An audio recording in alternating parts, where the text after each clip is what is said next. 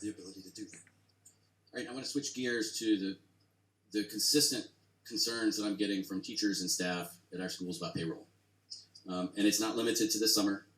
And in fact, that's part of the frustration that I'm hearing. I mean, I got an email 3 hours ago from someone who was trying to get an incentive pay from last spring. The email she received from the district said that they would get it, I think, at the end of June. She began emailing in July. She sent 5 emails. The first 4 were never responded to. She finally got a response on September 6th and was paid on September 9th. So when we often up here talk about the processes and the procedures, what I'm hearing from teachers is we email every week and we literally do not hear back.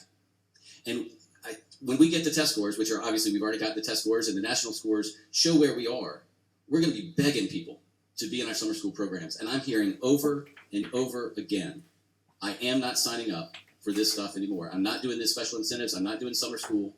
So putting aside the wage laws that I suspect we're in violation of, it's running good teachers out of this district or out of volunteering for things that they don't have to do, but we really, really need them to do. So again, I'm going to renew my request that we immediately ask Mr. Washington to conduct a full audit of the payroll department. I do not know what the problem is. I am concerned that there's someone who's been in a position that's been open for 3 years and we haven't been able to fill it. I'm concerned that there are teachers and staff who aren't getting paid on time, or what I hear a lot of, I wasn't paid correctly, and so now I have to fill out a discrepancy form.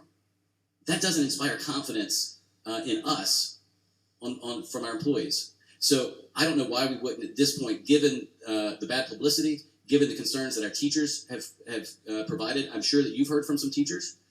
These emails, by the way, went to the district. You've obviously gotten some emails that I was copied on as well. The stories are pretty horrific. And I don't know where the problem is, but we've got to get to the bottom of it.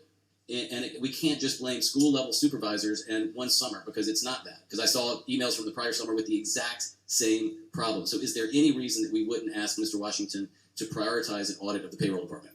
We have no problem with that, but I will say, and I did share information with the board a few weeks ago, and it's an organizational issue. I certainly do agree with that. But in terms of, and I'll say this term, payroll can't pay what's not in the system. So oftentimes when we do hear of a check was not deposited or whatever, and they go in and look, and it's not in the system. We did have 3 shops over this past summer that did not have any issues. That folks that were in those respective programs received their pay on time and so forth and so on. The information was in the system. That's an issue. It absolutely is. And that's unacceptable. It absolutely is. That being said, we had training, and we will do the same. And I will go far to say this, and there has been actions taken in terms of where is it, and if we find something, I did share this with you all. If it's found on the day of payroll or pay that is not in the system, then unfortunately, then the wheels start spinning as far as that goes. So. Have no problem with and quite frankly, Mr. Washington and I have had conversations about this. Have no problem with that as well. But I will say again, as you've indicated, and folks have reached out to me, and we've gotten resolve. And I would continue to say that. Now, should everybody have to reach out to the superintendent? Shouldn't have to.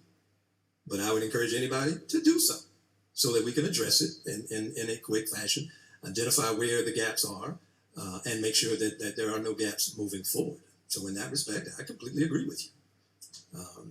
But invariably, when we look, if it's in there, the pay is remitted, and that is something we have, and we will continue to work on, and not only these folks but others in terms of that being done. But I can't sit here and say, okay, and if it's a payroll issue, and Ms. Matthews-Hazel knows this, it's a payroll issue. But if that's somewhere else, that's somewhere else. But it does manifest itself, let me call payroll, which I understand that too. We certainly understand that. But yes, it is unacceptable. I'll say that. Well, said it to folks that have emailed or folks that called. Yeah, that's unacceptable. I wholeheartedly agree. Well, and I just think to inspire some confidence that as we head into spring and begin asking teachers to volunteer for things that we brag about every summer and say are critical, a real audit and some transparency, because the teachers and the staff, they don't care where the breakdown is. They're just sick of emailing and saying, can I please get paid? Can I please get paid the appropriate amount? And when I see somebody copy me on 5 emails that were never responded to, that's not a school level problem. They were sent to someone in the administration. They should get a response. They should get a response after the first time, because I'll tell you what, if parents email teachers, and I don't know if the district's changed this, but when I was a teacher, we had 24 hours we were expected to respond to that parent. And if we didn't, we'd get a talking to. So this is impacting our students. So I do not understand. I just don't think we should give any excuses until we've got Mr. Washington to do a full audit and explain to the teachers why they've had this struggle, why they've had to email, and also immediately to start responding to these emails within the same time frame that they're expected to. Wholeheartedly, but please understand, I didn't offer any excuse. Thank you, Chairman Harrison. Commissioner King? On that same note, Mr. Washington is an employee of the board, and the board can direct the administration to do that. We don't have to beg. This is our role. We've got to step up to the plate. I've had teachers tell me that they can't even get their mileage reimbursement done since January for conferences that they need to go to that are mandatory. We're playing with people's pocketbooks. That is unacceptable. And just the fact that an audit hasn't been conducted for the many months that we've known we've had payroll issues, that's an issue. That's an issue with your administration, Dr. Witherspoon. You're supposed to lead on this. Ms. King, I am leaving. Where is the audit? Okay. Have we started? I've just told you what the issues are, and I just said I have no. And Mr. Washington and I have had that conversation. Well, I And don't want he's looked into conversation. it. I want actions. We are conducting an audit. It will be transparent. We will give out what the issues were and how we fix them, and this will not happen again. I don't care about conversations. I care about actions. We expect the exact same from our teachers. Now, since Mr. Devine brought it up, I did attend the conference, the SCSB conference, and I was absolutely appalled at one presentation by White and Story. I was absolutely appalled to hear that there were lawyers that are actually probably on our lawyers list telling impressionable, probably first time or novice school board members that in South Carolina, nothing mandates school boards to have public participations on their agenda. And it's the case. But we have it. And every school board should have it, because our doors should be open to the public for us to hear their comments. And to hear that it's a privilege for the public to come and address the board is appalling. I don't want to do business with lawyers who give that kind of advice. It's appalling. No wonder people look at school boards and think that they're completely knocked off their rockers and overpowered, playing too much on their power. We need to hear from our constituents. We need to hear from our parents. Of course, there are people sometimes who come who are angry, but we can take that. We should be able to shoulder some degree of heat and criticism in our roles. We got to have some thick skin here. Now, I appreciate the Richland One School Board for always having public participation. And I sure hope that we never take it off. I heard from that same law firm that school boards, they hope that we have law enforcement at our meetings. And to also not forget that we have resources in our tool bags that we can issue no trespass notices. It was appalling. The public should be welcome. The community should be welcome.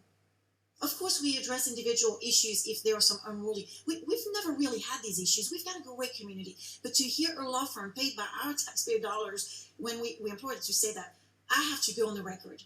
And also on the record, I called and left a message for one of the lawyers that did the presentation so that I could share those concerns, and I have received 0 phone call back.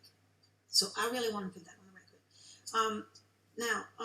Ms. Harris, I need some clarification. We did receive in our packet a letter that you sent to NSBA stating that we would not be members, that we will withdraw from NSBA. May I please have from you or Mr. Devine some clarification? I know that the South Carolina School Board Association withdrew its participation or membership. I don't know how it works. Do we as school board do we have an individual membership to NSBA? Let me answer that, Mr. Devine, because the letter, I had Eva send the letter. So let me explain the letter. Okay. Where the school board, State South Carolina School Board pulled out from NSBA, we don't have the membership with the National School Board at all. However, Eva was receiving in our office invoices from them. So she sent a letter to them to just let them know that Richland One would not, in other words, we're not paying the invoice because we're not going down that route anymore. So that's the purpose of the letter. The letter was to explain to them, they had been sending us an invoice every month. Okay, well, thank you for clarifying. Yeah. I That didn't was the think that purpose we of were the letter. members. That was Why the would we purpose of the letter. receive invoices from them in the first place? Well, we normally do receive that for our dues, like for the conferences and whatnot, things like that. And what they were doing, they were sending us an invoice for the year, I guess the annual dues or whatnot. And when Eva received the third one, she called me and asked me what to do. So I told her to craft me a letter, and I would sign it to let them know that Richland One would not be paying the invoice because we were not attending those conferences and whatnot from them again. So that's the purpose of the letter to NSBA. Okay,